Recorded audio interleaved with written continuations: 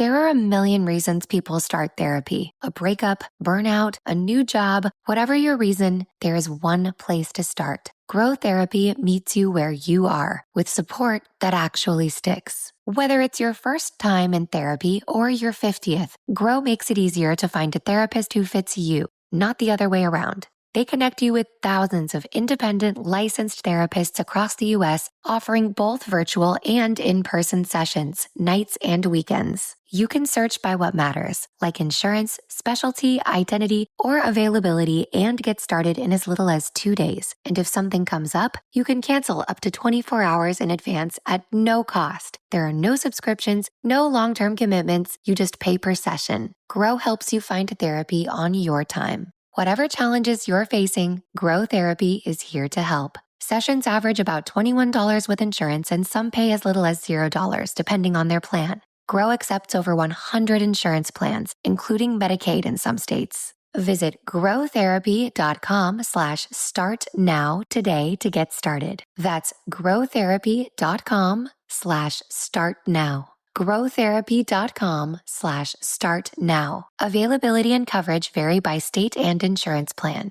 AI is transforming customer service. It's real and it works. And with Finn, we've built the #1 AI agent for customer service. We're seeing lots of cases where it's solving up to 90% of real queries for real businesses. This includes the real-world complex stuff like issuing a refund or cancelling an order. And we also see it when Finn goes up against competitors. It's top of all the performance benchmarks, top of the G2 leaderboard, and if you're not happy, we'll refund you up to $1 million, which I think says it all. Check it out for yourself at fin.ai.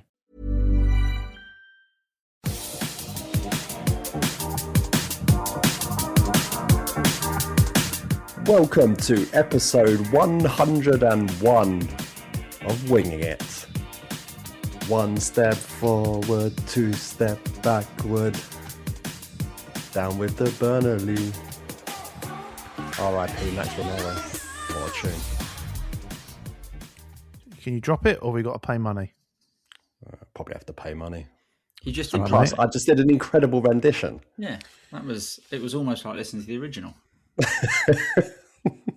couple of small differences. Yeah, I'm working on my locks. All right, they're getting there. Me too, bro. It is episode 101. One of the questions tonight is it time to put Glasner in room 101? Oh, don't get me started. Well, I'm going to get you started later. Yeah. I guess that's the idea of this entire thing, isn't it, really, when you think about it? Yep. I have a 50p and it's pending me putting it in you. Yeah. Yeah. What? You don't get me to give my opinion on here.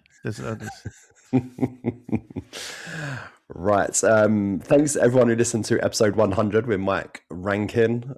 Really good episode. Lots of great feedback. Loads of people at Burnley home coming over and saying how much they enjoyed it. That was pre-kickoff. The podcast, yeah. They enjoyed the podcast, not the... Yeah. Saying something very different afterwards. Yes. So if you haven't listened to that yet, go back and give it a listen. Episode 100. It's, yeah, really nice. Really happy with how that came out. And thanks again to Mike for doing it. Okay, into the stuff. Massive win for the Palace women. You see where we're at. Beating second place Birmingham yesterday to go up to third in the league. And it's 2 up from that league now, isn't it? So, and Birmingham was second as well. So, yeah, great win. Yeah, really, really big win. And now they're just storming it at the moment. I know they had one hiccup recently, but they had lots of wins. So fair play. Other Palace wins. A couple of weeks ago now, I went to Stevenage in the FA Youth Cup. Palace advanced into the quarterfinal for the first time since Wilfried Zaha was in the youth team. Yeah. And I finally ticked Stevenage off. I hadn't been there before. Pissing down with rain. It is a very long walk from the station, which turned into a taxi back to the station from the stadium. But yeah, good performance. Very impressed live with Angibo.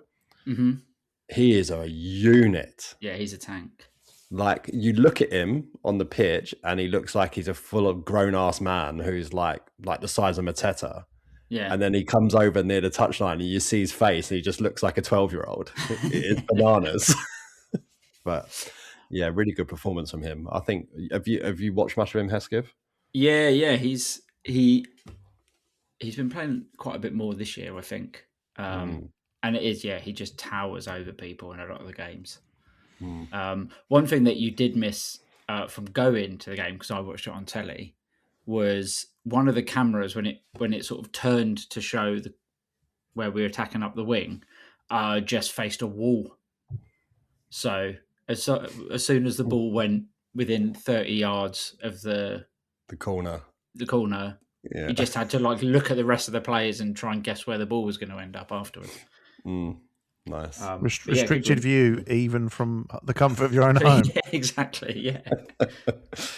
Yeah. I also thought I was impressed with Danaher. I thought he was good. Yeah, Danaher's good. Yeah, and some good performances in there.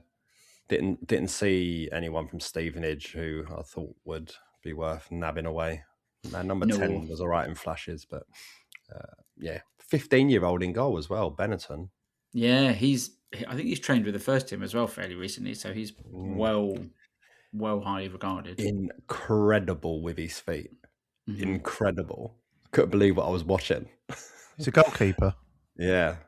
I was like, if I could have kicked like that when I was 15 as a goalkeeper, I would have definitely made it pro, regardless of my injuries.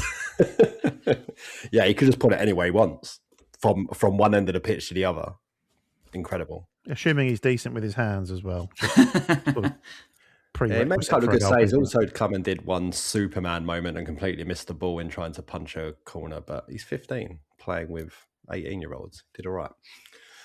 Well done to those guys. And speaking of the youth, I spoke to Palace for Life Foundation this week, which is now up on our socials. Interview, just plug in the bike from Arsenal, should I say, which I will be participating in this year, cycling from Arsenal to Selhurst via a 130 odd mile round trip. Has Eze asked you for a backie yet? Yeah. Well, he got 2 assists against Wigan, didn't he? So springtime Ebbs or found his level? No, we know he's not found his level there, but no, spring is. It was hinted at the other day. We saw sunshine, I believe, for the first time in 44 days or something. For about half an hour, yeah, it was great. Yeah. So maybe Ebbs just caught it out the corner of his eye, but no, don't worry, his time will come this season. I'm sure it will. But yeah, so doing the bike from London to Selhurst on last game of season, you can find the sponsorship links on our socials. So please, if you can, spare a coffee or something for my efforts, where I'm sure I will result in the end of this podcast, because I'll keel over and die when I get off the bike outside Selhurst, I reckon. So, Haskell, you'll have to host the next week. By the sounds of it. Yeah.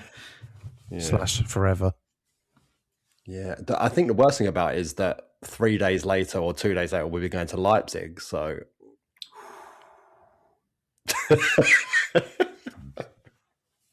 hopefully my legs will have recovered by that point. I think there's a long way to Leipzig. Although, I think it's your head that needs recovering more than your fucking legs. Is there any more of a sign that we're gonna go to Leipzig and win than Strand Larsen being born in Fredrikstad?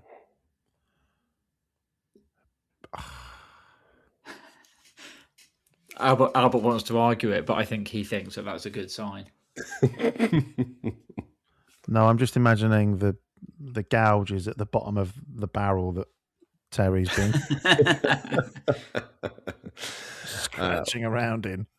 Yeah, I've had to go into the women's team and the youth team to find wins to talk about.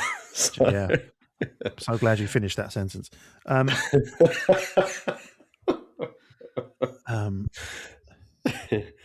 That's a good omen. Come on.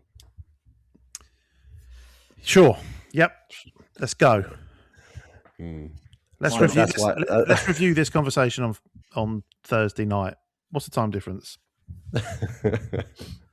Listen, we're going to be fine in Mostar. We'll talk more about that later. Right, no. So I don't have to really dig for victories because, of course, we did beat Brighton, which we didn't talk about because of the episode 100 special. We did toy around with recording a couple of nights later, but Burnley happened and we let the dust settle. Yeah, so let's ignore Palace for a few days. And unfortunately, I did say to Hesketh down in Brighton that it was like, if we don't do we're not going to end up doing the regular podcast. We're going to do it after Burnley, and it will probably all the joy will be sapped away. You did. So let's pretend Burnley didn't happen whilst we talk about Brighton, and then we can enjoy it a bit more. But obviously, 2 new signings came in Strand Larsen, whose song was already ready-made from tied up in a neat little bow from Wolves. Yeah. Given that both our rivals are called Albion, so that was helpful. But I reckon, I haven't looked, but statistically, I would imagine Strand Larsen looked fucking dreadful on paper for that Brighton game because he didn't win much, because he was just, chasing lost causes all the time and everything. But I thought the way he set the tone from the front with his energy really made a difference to our performance. Yeah, absolutely. And I think, the first thing that I remember him doing was herring down on the goalie or herring down on one of the defenders who sort of shanked a clearance. And you could see how pumped up he was just from doing that. And obviously he was attacking the Palace fans when he was doing that. So got a massive sort of cheer and pump fist and all that when he did it. And just didn't let up from there, really.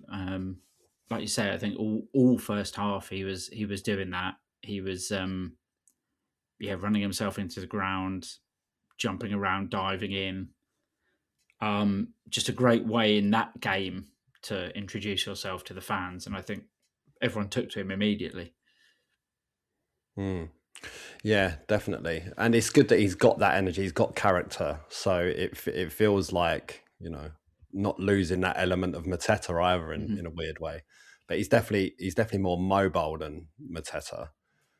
But we'll have to see how it plays out long term. But definitely encouraging signs there from the start. Also from Gessan, Albert looked, or Gessan. No more Gessan, whatever the unveil was. I mean, Hesketh put it really nicely. Strand Larsen set the tone, and whilst he has a fairly decent chance in my mind, quite late in the second half, sort of runs onto that ball inside and sort of sweeps it just wide. But I thought he really set the tone and just that mobility, and of course, Mateta's been carrying an injury and is probably exhausted. But I think, given all things equal, Strand Larsen's clearly a more mobile player. It's not to say that Mateta doesn't sort of try and close down and do all that stuff as well, but it's definitely something that's stronger in Strand Larsen's stats. So it's good. And Gessan as well. Yeah, just he seems to have settled in. Obviously, we'll get onto the following game as well, but he came on. He wants the ball. He's certainly not shy. He's big as well. I didn't realise how big he was. But again, he's got that balance of size, but also mobility, and just seems another player that wants to be on the front foot. So I think they're 2 really good injections of positivity and pace, and a bit more creativity that that we really, really need. Obviously, given the general run of form that we're on. Yeah, and it was lovely in the transition where Gasson picked it up and found Sarr. Sarr had fired a warning shot across the bows of Brighton just before half time when he got through and blasted a shot over, which I think was the same position he was in against Forest the week before when he decided to cross it. But yeah, got his range, and then 15-ish minutes into the second half, Gessan puts him through. I hadn't appreciated in the game, Hesketh, that it absolutely peppered the keeper in the side of the head before it went in. Yeah, I think at the time when he scored, obviously we're up the other end. You see it hit the back of the net, and I said something like, "I never thought he was going to miss." And then you see the replay, and you're like, "He just punted it against the goalie's head." So I'm quite glad it actually went in. I've got to say, even on TV, it wasn't immediately obvious that the keeper had, if you can call it, got a touch. But yeah, it was a. I mean, I am famous last words probably now, but I am confident when Sarr goes through. It was a great pass from Glasner, who sort of held someone off to lay the ball into him. And it's just, yeah, I mean, watching the goal back as well with the sound on, you have that like second between it hitting the net and then you hear in the away end like erupt. That's always a lot of fun. Almost as much fun as watching him take ages celebrating, and then when all the other players have gone, turn around and do his pointing celebration. Especially when you can see Riyad and Uche pissing themselves on the sidelines as he does it as well. But great stuff. Yeah, the groans from the home end as well, which is shortly followed by, there's a video from the home end where they immediately after that, they start singing "Sacked in the Morning" to their manager, which obviously didn't materialise. But also came with the quite standard Lewis dunk on his arse when the ball hits the back of the net yet again. Did you describe it as a kink, didn't you, Hesketh? I did, yeah. It's just like the best art gallery of all time would just be a room of Palace celebrating goals as Dunk's like forlornly dived on the floor. It's great. I love it. Obviously, Brighton missed their big chance when they got through on goal. Brilliant save from Dino with his feet, and Albert Dino really lording it about. Knee slides, lifted the trophy, cup in his ears. He was having a right old good time. Yeah, is there a couple of knee slides, or have I just seen the same one from several angles? 2 knee slides, yeah. 2 knee slides, yeah. He seems to really be growing into the even bigger hype man that he was from last season. It's good for him. I think he's a good...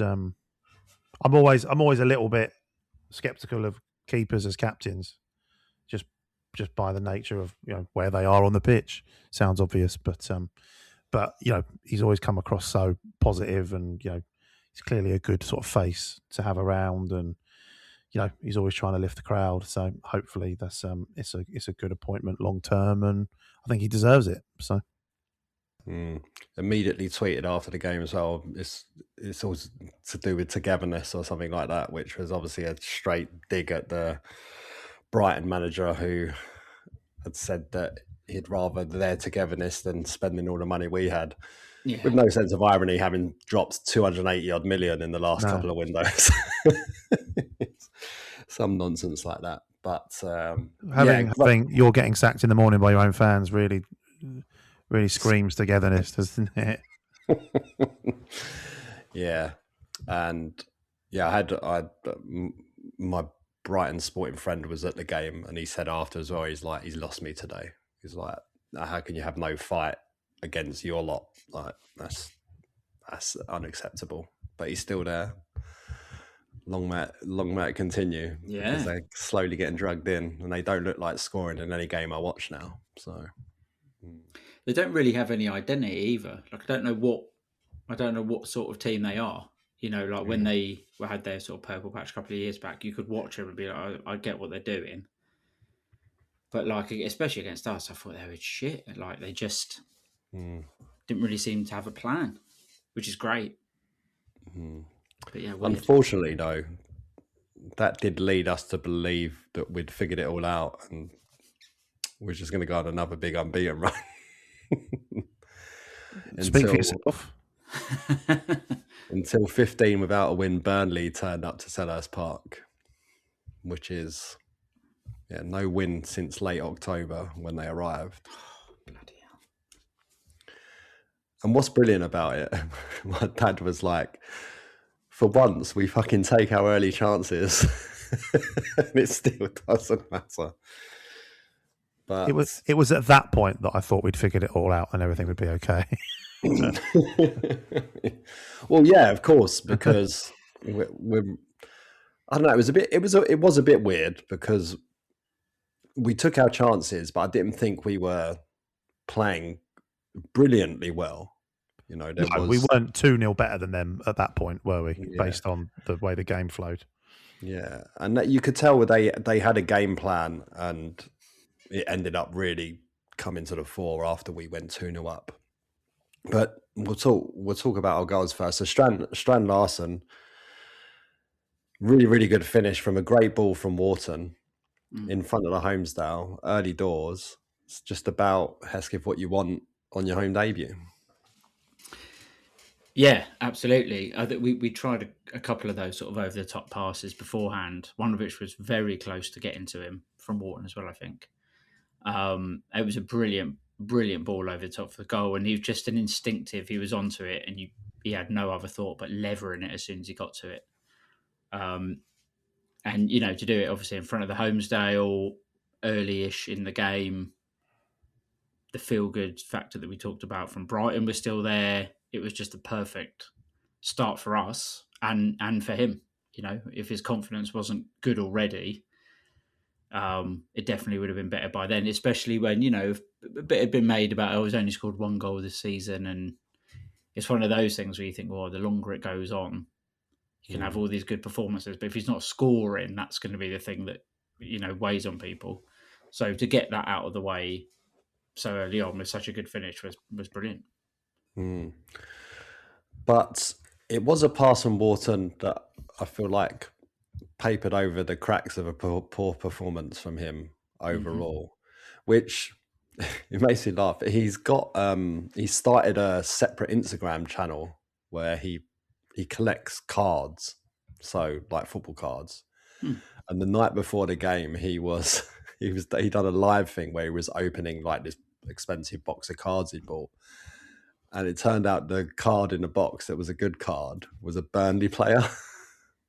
And obviously he's Blackburn, so Shit, yeah. So he's pulled it out and he's literally gone, nobody fucking cares, and just like threw it across the table. It's like, you know, a card that's probably worth like a couple of £100 or whatever, just like dashed it across the table. Don't who fucking cares? And I was just thinking, like, what cards are these that he's buying? They're Topps cards. Right. Yeah. What, like the ones that our children might buy? Yeah, exactly. But these are like collector ones. Right. Yeah. Oh. Yeah. Got to have a hobby, I guess. And yeah, I just feel like the Burnley game's a bit much. Do you remember Glasner's first game in charge was against Burnley at home, and he almost got sent off in that game? I have no idea. He was on a yellow and took out 2 Burnley players with a slide tackle, and the ref decided not to give him a second yellow. I just feel like when he's playing Burnley, he's a bit too like ego. A bit too much. Yeah, it's like a derby for him when it isn't for anyone else, kind of thing. And he was trying to force things quite a bit. And he gave the ball away just after we scored, and they nearly equalised with like lashing a shot over. Before he got a second, and it's a brilliant piece of work from Glasner to get the ball into Munoz on the edge of the box, and it goes to Lerma. And Lerma did what we're going to have to work out to do a lot more often, which is put the cross in early, because Strand Larsen's movement, Albert, is incredible and happens early, and he seems to lose his man all the time. So it's all about finding him. Yeah, absolutely. It was a continuation of the Brighton performance, wasn't it? You know, just that willingness to make the runs or change the direction, and the timing was just, the timing is impeccable, and it's such a deft, clinical header. Yeah, I mean, it was, unfortunately we know how the whole thing ended, but you know, I was watching it on telly by the time, you know, kickoff was delayed and I couldn't work out what channel it was on, but I think they delayed it for that reason, actually, because they knew I was having trouble finding it.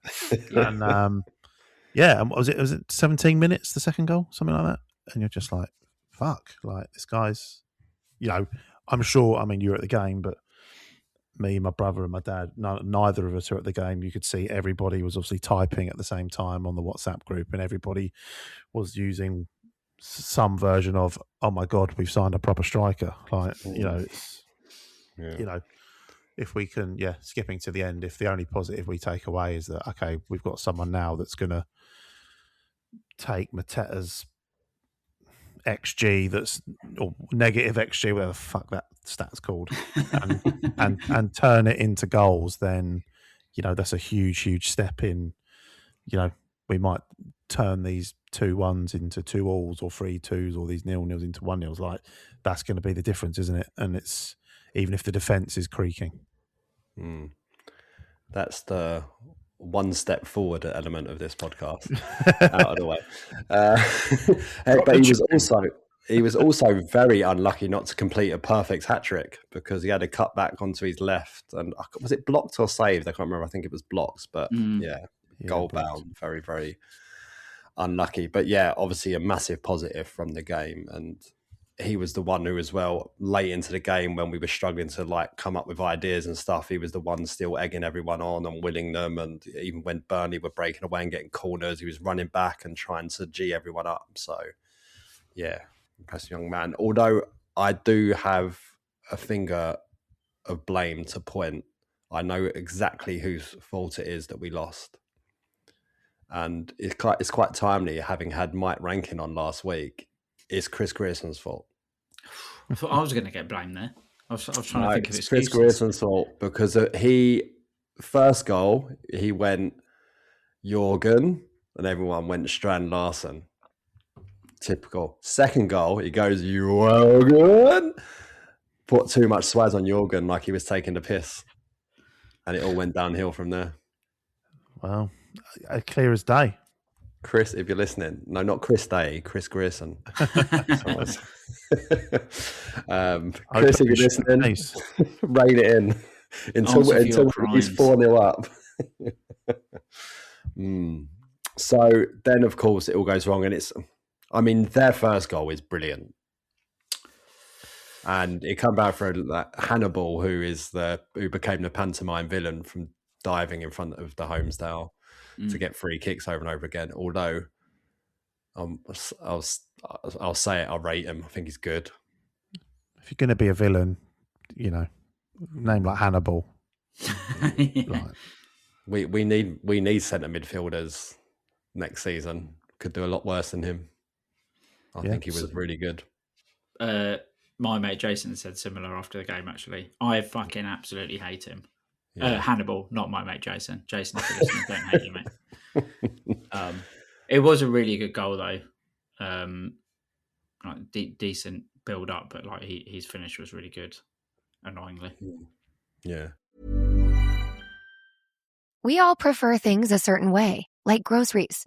If you want groceries just how you like them, you gotta try Instacart. They have a new preference picker that lets you pick how ripe or unripe you want your bananas. Shoppers can see your preferences upfront, helping guide their choices. Because when it comes to groceries, the details matter. Instacart. Get groceries just how you like. There are a million reasons people start therapy. A breakup, burnout, a new job, whatever your reason, there is one place to start. Grow Therapy meets you where you are, with support that actually sticks. Whether it's your first time in therapy or your 50th, Grow makes it easier to find a therapist who fits you, not the other way around. They connect you with thousands of independent, licensed therapists across the U.S., offering both virtual and in-person sessions, nights and weekends. You can search by what matters, like insurance, specialty, identity, or availability, and get started in as little as 2 days. And if something comes up, you can cancel up to 24 hours in advance at no cost. There are no subscriptions, no long-term commitments. You just pay per session. Grow helps you find therapy on your time.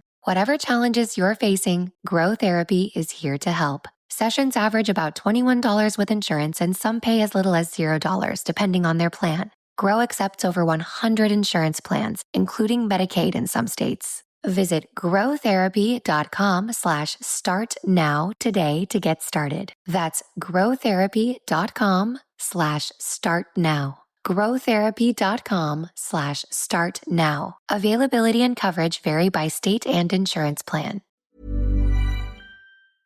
It's incredible, basically, that for that 7-minute period that they're in the relegation zone. Like, you just they were just, and again, we'll get into it in a minute. Let's talk about the goals first. So then, obviously, the second, there's claims for a handball, and I mean, Gessan doesn't stop, and he does foul him, just doesn't foul him soon enough to bring him down to stop him making the pass out wide. And then this is part of the problem of, it's such a shame because I thought Lerma was a warrior at Brighton and was probably man of the match. I thought he had a brilliant performance. Yeah, agreed. And then, a few days later, he's getting yanked at half time because he's had an absolute shocker. And the first one is the problem when you have a centre midfielder defending in the penalty area. His body shape, he just got his body shape on the block all wrong. So he just gave the player that corner and blindsided Dino at the same time. Like there's just no way you can save that reverse into that corner once you can't see the ball because you'd be expecting it to come around the other side. So that's just like small details of problems you'll get. And then, corner comes in moments later and don't know, just unfortunate circumstances. I mean, it was hilarious at half time at the back of the Homesdale because obviously from the Homesdale you could not see what had happened because it was just a mess of bodies and you just, especially lower tier. And everyone's out back, like waiting for it to come on the TV in the highlights. And when it kind of just like the groan just in the back of the Homesdale was very amusing. I just had to chuckle. But yeah, so amazing, right? Lerma goes from being, brilliant on Sunday to pulled off at halftime, off the pitch at halftime. Not sure he deserved that. But yeah, 3-2 down, and it's a bit like Forest away, really, where when they went down to 10 men, and you think like you got to kick on here in the second half, and Glasner makes a complete hash of substitutions, and nothing happened basically. Yeah, and then it was like the second half against Nottingham Forest where we were shit and didn't do anything. Yeah, and I mean, we had two big chances. Kamada misses a header at the back post, and Kamada, I thought Kamada started the game really well, first 15 minutes, but then just dropped off a cliff. And I don't know, what did it translate on telly, Albert? Because basically, in the game in the stadium, it just looked like he had a bit of a shocker, and the fans weren't very happy. Yeah, no one covered themselves in glory in the second half, but I think ultimately that's a big factor in what lost us the game. Wharton, despite his sublime assist for the first Strand Larsen goal, is very ineffective and frustrating, and I think, like you say, overcomplicating, misplacing passes. Just wasn't at the races, and Kamada, granted, he just got back from a fairly long-term injury, was just non-effectual as well. And I think you could have made a case for, if we're talking about halftime changes, I think you could have made a case for getting Will Hughes on just to, try and get a foot on the game, try and, just get a bit busier in the middle of the pitch and just try and affect things a bit more, because the two that started just didn't work that day. Yeah, so I mean, I've talked about the substitutions. You end up with, I mean, the moment we took Gessan off for Johnson, it started to fall apart, and I don't want to see again Sarr and Brennan Johnson on the pitch at the same time. I just don't think it works. I think it needs to be Pino or Gessan and Johnson or Sarr, because Gessan was the only one who was getting between the lines and picking the ball up in between the lines, and as soon as he went off, it was just Johnson and Sarr going long, and there was no one in there to drop in and pick it up. Yeah, I was confused as well, because I'm like, the type of ball that Sarr wants to run onto, and he was getting none of them. He was getting no joy. So it seems weird that you would bring on someone else who would want the same kind of ball over the top or the same kind of service, rather than someone who, all right, maybe he's not having a great run of form, Pino, but like will run with the ball and look to come and get it and look to sort of play the ball around. It seemed really weird that he would just say, I see Sarr's not really working out this half, let's replicate it on the other side. Odd. Yeah. And then obviously Pino replaces Kamada, and at the same time Hughes comes on for Munoz, and I think it was the first signs that Munoz has still probably got a way to go to get back to fitness, because a couple of minutes before he came off, he's like, he's shattered. Like, he's Yeah. absolutely shattered. So he's obviously lost quite a bit of his fitness. And he just obviously had a phenomenal run of just, no injuries, just machine. But again, it takes a knock for the first time in his career, really. And, getting too close to 30 and all that kind of stuff, will he slow down? You just, hopefully not. But if there's any more signs of him slowing down over the next few weeks and he doesn't get back to where he was, I think we really need to think about selling him in the summer, cashing in, make some big money on him and go and get a replacement. But that's a discussion for another day. And then, of course, Uche comes on for Wharton, and then the last 10 minutes are just a mess, really. Keystone Cops in it. Last 10 minutes, just a mess. Don't really know what the shape is anymore. Don't really know who's playing in what position. And it sounds like a cliche, but watching it, you just thought, might as well turn off now. Granted, you suffered the misfortune of dealing with it live and in HD. It was like, I could turn this off now, and I'll know when I click back on my phone in 15 minutes. I know the result's going to be.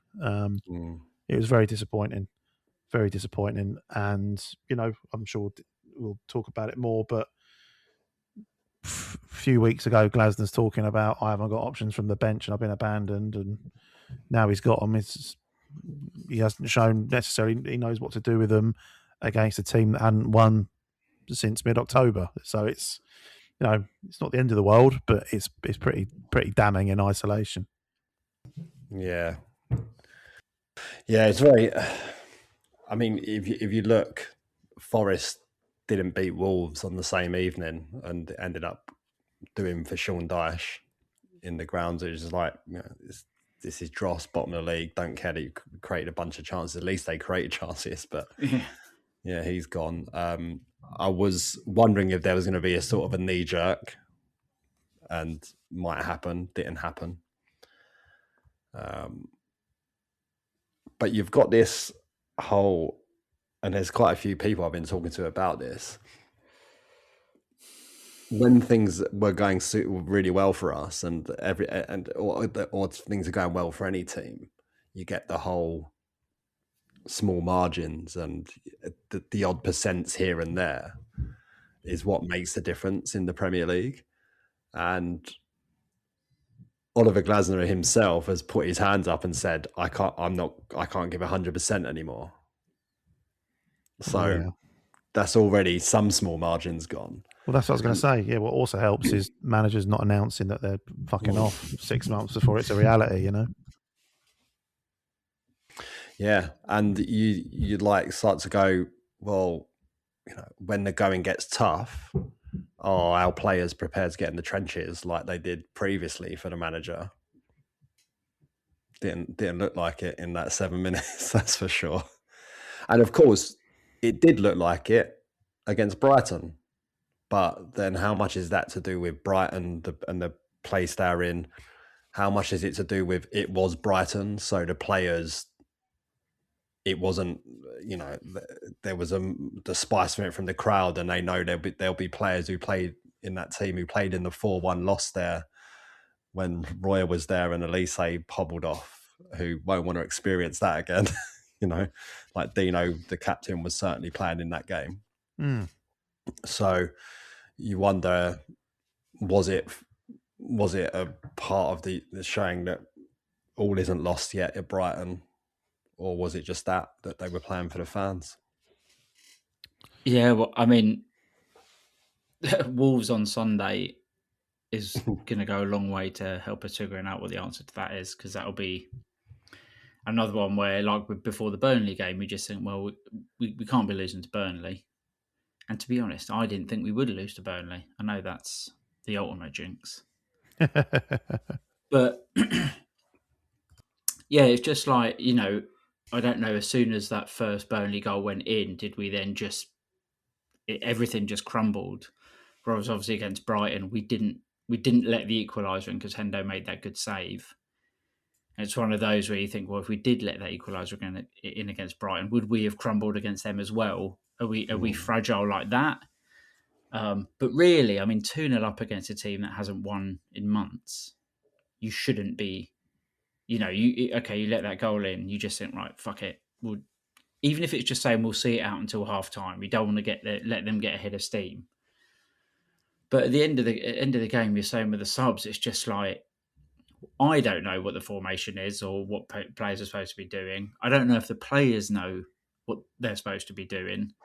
And it's just sort of like, we'll just chuck everyone on and see if that works. And it was just a mess. And, I think if you are doing that, here and there you might get a goal, but most of the time, if it's just a mess, you ain't going to get anything out of it. So, yeah, I don't know. I would hope that the players between themselves have that togetherness, because they're all sort of in the same boat where the manager's just said, well, I'm out. But obviously we don't know what goes on. You would hope that they'd have something about them. But as I say, let's see how we get on against Mostar and Wolves, and then maybe answer that again next week. I mean, it's also fair to say that Kamada, who had a shocker, is another one of those players who's already informed us that he's out as well. Mm-hmm. So, I mean, I certainly can't think of any recent examples, and maybe you can, but when's the last time you heard a Premier League manager announce, I'm not signing a new contract, I'm leaving at the end of the season, so far in advance of it happening? There might be loads of examples. But it's a very, it's not often that happens, is it? Let's be honest. Someone might tweet in with loads of examples and I look like a prick. But, sorry, a big prick. Don't need examples for that. But yeah, it's, you can't, it would affect, us in our mere mortal jobs. If your governor's like, I'm not going to be here in 6 months, like it's I just can't see how it doesn't have an effect, even if it is those small margins. How does it not? Like, it's impossible that anyone can say it makes no difference. Yeah, and then we now have, I think it's quite the conundrum for Parish, to be honest, because everyone agrees that our season is defined by the Conference League, and the likelihood is we should, touch wood, comfortably get through against Mostar. Like, they're losing domestic games 3-0 at the moment for fun. Like, it's not. Stop it. But there's, they've not won a game since mid-October. Oh fuck! They held a 6-0 in the Conference League group stage, didn't they? Like they should be. We should be rolling them over, and then you got Wolves sandwiched in the middle of that. God, Glasner needs to beat Wolves. He needs us to beat Wolves really badly, I think, because then you've got this, this whole idea that a lot of people will talk about saying we've got a better chance of winning the Conference League if Glasner's still here. Is that the case though? Because it's going to be too late before we find out it's not the case. Yeah, I don't see how anyone can hand on heart say that and truly believe it. It may prove to be true. Well, there's no way we can test, both scenarios, but how anybody can hand on heart say, we've got a better chance with him than without him, I don't buy into it. Yeah, but well, I mean, of course, he's got pedigree, right? And he's won a European trophy, he's won trophies with us, like.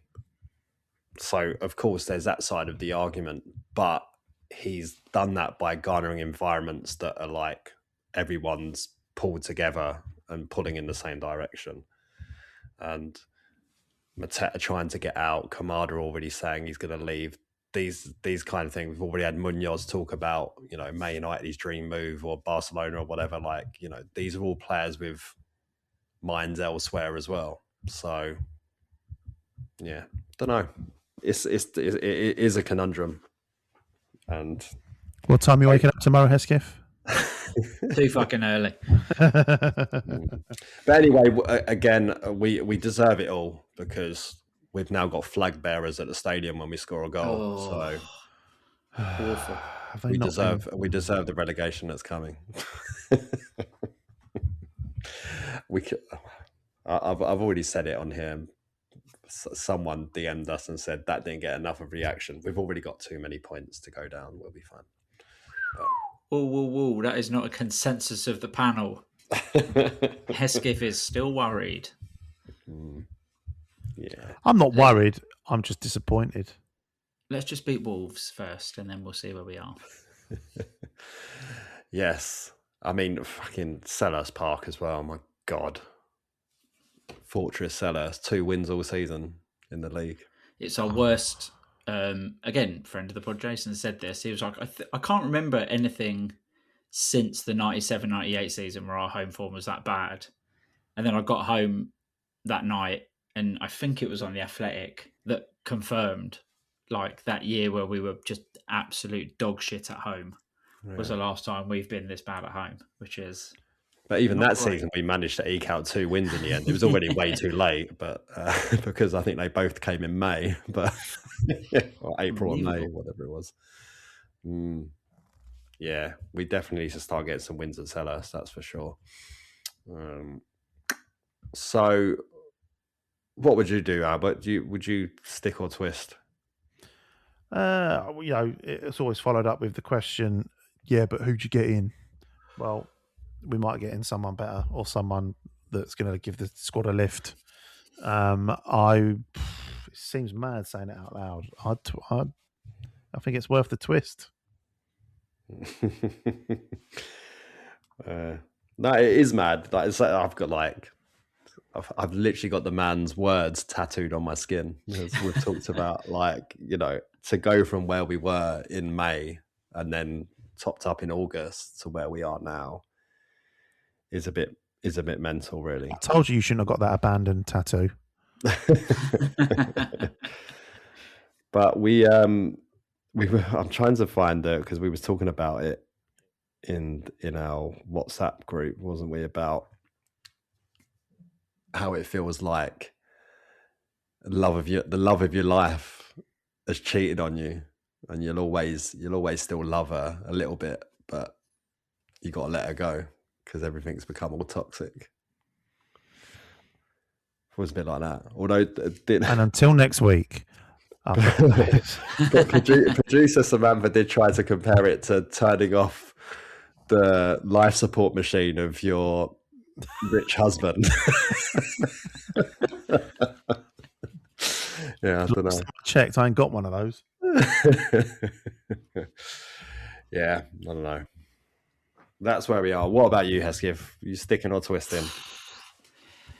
I mean, I really don't know. I sort of flip-flop between the two. I was talking to someone about potential managers who could come in, and I don't know. I know who I don't want, so that's easy. And I would be worried that we'd go for some of those people.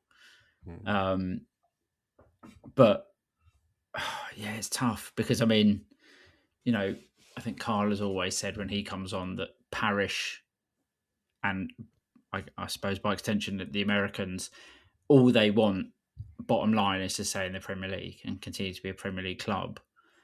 And it might be that sacking Glasner and I don't know if Paddy takes over, say, and it just all goes to shit and we go down, then you're always thinking, oh shit, maybe we should have stuck with him. But then again, you look at his record in the last couple of months, it's on par with Vieira when he got sacked, I think. Maybe I think worse. Got to be worse. Vieira was 10 games, wasn't it, without a win? Yeah. So it's like, as good as he is, it's clearly it's just not working at the moment. I didn't think I'd be saying that after about 25 minutes against Burnley, but it's just it could spiral. I think that's the worry. So I mean, I'm glad I don't have to make the decision. Is my on the fence answer, because my opinion changes day to day. Yeah, my glass half full is we've got a bunch of new players in. It's a system. Everyone needs to work out the system, and then come the end of March, we might just not lose another game and just smash everyone like we have done at the end of both seasons under Glasner. Just absolutely run teams over when everyone knows exactly where they're supposed to be, what their role is, what they're supposed to be doing. And there's obviously signs with Glasner and Strand Larsen that they're already motoring towards that anyway. So that's my glass half full. My glass half empty, like I say, is, I've already mentioned it, everything's pulling in the right direction, and that's how Glasner's made things happen. He's given them belief, which I just don't know if he's commanding that in that dressing room. And that's just me speculating. I have no idea. I'm not in that dressing room. Obviously, I don't know. And hopefully all the players still do have respect for him and respect that he's going to move on. He wants to move on to bigger things based on what he's achieved. Maybe they just all go, yeah, do you know what? Fair play. And hopefully they are still playing for him. And for whatever reason, things have just started going a bit wrong. But I mean, you look at what's coming up. You obviously got Mostar, Wolves, Mostar, Man United, Tottenham, Leeds. Now, Man United aside, because obviously they're having an extremely positive run at the moment. They are five massive games. Obviously, you don't have to win both Mostar games for that to be, its own little success story and go through to the next round. But, take United out of that, take that as 5 individual fixtures. They're, Tottenham are in dire straits, particularly at home. Leeds, bit of a mixed bag at the moment, like Mostar and Wolves. That's 5 really big fixtures. And if there's not, 3 wins and a draw in that 5, it's I think that's what it needs to be. Anything less than that isn't good enough. I need to manage your expectations. If you think that we're going to achieve 3 wins and a draw from those games, look, we should win both against Mostar. Well, there's 2. Yeah. So it's the other 3 is the problem, and it is Spurs is going to be the one, because if we can go to Spurs and win, not Wolves at home. No, what Wolves at home, obviously, but Spurs at home. If we can go and beat Spurs at home, it's a 6-pointer in the sense that they're in and around us as well. That would create a massive gap if we can beat Wolves and Spurs. It would mean safety, and we don't have to worry about that. But I'm still. I wouldn't say I'm still. I wouldn't say I'm still sitting here worried about relegation. I'm talking more about. Listen, of course, yeah. Am I worried about relegation deep down, hand on heart? Yeah, of course we are. We all are. No matter, even if we're 4th, we're always like that. It can still happen. But it's just more about what we've sort of been told to expect, what we've told that Glasner expects. He's always talked about. I always want what's best for Crystal Palace. And I think the revelation of I'm not sticking around is you cannot say that is a tactic that's in the best interests of your current employers and us as a fan group and the players.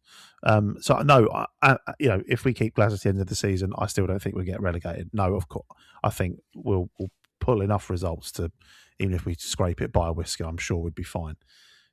But it's more about, and I'm not trying to throw his words back at him, but Glasner kept talking about this season as an opportunity, and the board have wasted that opportunity and this, that, and the other. And all right, we can all say that the summer recruitment wasn't where it needed to be to maximise on that sort of newfound success. But there's also got to be a point where the manager's still doing his job and hasn't thrown his toys out the pram. And all right, some of the signings have come a window too late potentially, but those players are here now. And we've got players back from injury. Yes, we've lost Gay. We've all got to get over it. This is where he has to prove to us that he's got what he's wanted. He's got what he's wanted, and the best interests for us all is for him to still be able to do his job. He's just got to do it. Mark Gay holding the FA Cup this May is going to be a dagger in the heart. Completed it, mate. Oh dear. So yes, we head to Mostar. Hesketh flying into Split tomorrow. I'm into Sarajevo. look forward to seeing people out there. We will have the microphones, and I'll try and remember to do interviews this time and not end up just in a Guinness hole like I did in Dublin. Make sure the microphone's waterproof as well, because the weather forecast ain't looking too hot. Yeah, have to do it inside. We'll see how it goes. And then, of course, Wolves is on the weekend. Massive game. Yeah. Must win. Must win. Yeah. Must win. If I want my predictions to come forth to land. Oh, God. Forgot about that. We need to start picking up some points. Yes. If we don't want Sean Dyche as manager, it's a must win. Yeah, brilliant. Okay. Can I end it a bit short this week because it is very late and we're all shattered. Hesketh's got to be up at 5 a.m. Listen, I like to be prepared and not rush. Okay? Leave me alone. It doesn't matter that my flight's at 10 p.m. All right? 5 a.m. No, bro. So thanks, guys, for joining. Thanks, everyone, for listening. And please go and sponsor me for this bike ride to Arsenal. Make it worthwhile for the foundation and for what will end up being a very sore bottom for me, I imagine. Well, we'd all pay for that, wouldn't we? Yes. So, yeah, look out for the Conference League Chronicles later this week, and then we'll be back normal time next week on Wednesday. So, until next time, up the Palace.